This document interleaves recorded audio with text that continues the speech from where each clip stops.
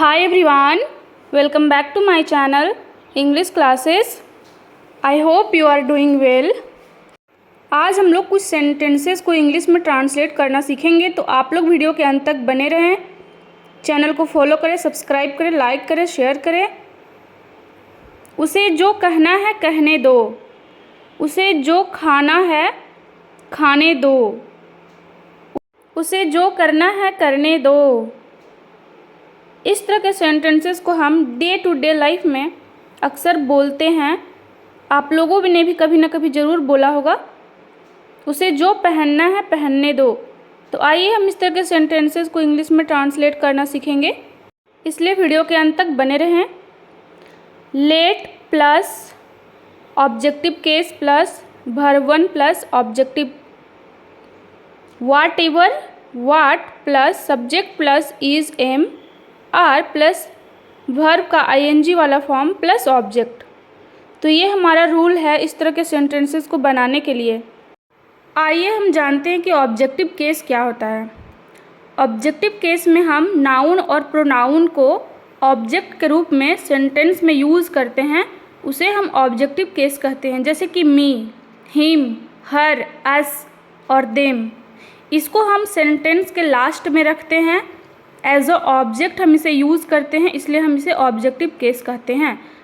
Example के through हम आपको बताएंगे कि ऑब्जेक्टिव केस क्या होता है। जैसे कि उसे जो कहना है कहने दो। लेट हर से वाट एवर सी वांट्स टू से। इसमें जो लेट के बाद हर लगाए हैं वही है हमारा ऑब्जेक्टिव केस। लेट हर से वाट एवर सी वांट्स टू से। तो हर जो है वो हमारा ऑब्जेक्टिव केस है। उसके बाद से जो है वो हमारा वर्ब है। उसके बाद वाट एवर, उसके बाद सब्जेक्ट में सी यूज़ किए हैं, उसके बाद वर्ब है, उसके बाद फिर से हम ऑब्जेक्ट का यूज़ किए हैं। उसे जो करना है करने दो। Let him do what he wants to do. तो यहाँ let him do what he wants to do.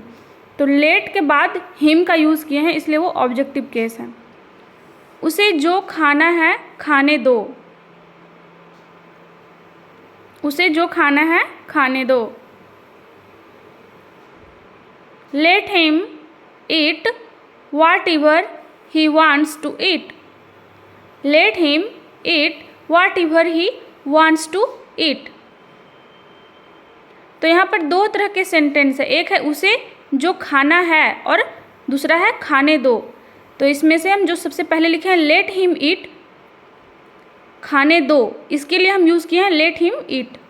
उसके बाद जो खाना है, मतलब जो खाना है, जो के लिए हम वाट एवर का यूज़ किए हैं। उसके बाद हम उसे के लिए ही वांट्स टू ईट। तो इसलिए आप लोग देख पा रहे होंगे कि जो ऑब्जेक्टिव केस है वो लेट के बाद है। उन्हें जहाँ जाना है जाने दो। Let them go wherever they want to go. तो whatever, wherever, however, इन सब का यूज़ होगा यहाँ पर।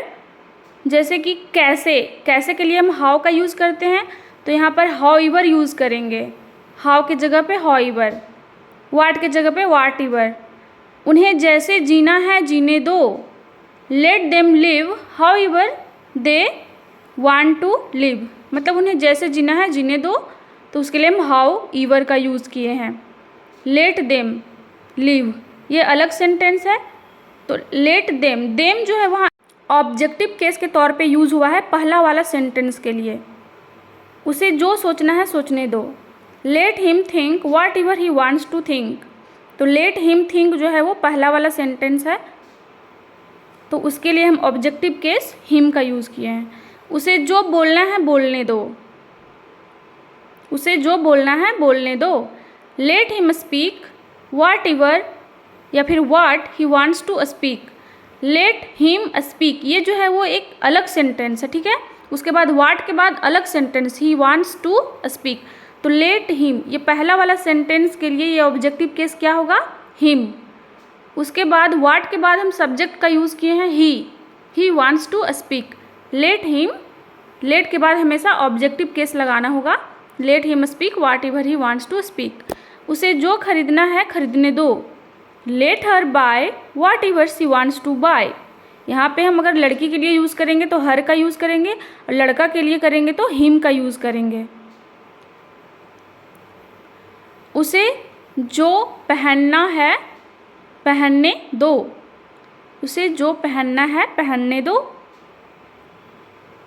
Let her wear whatever she wants to wear.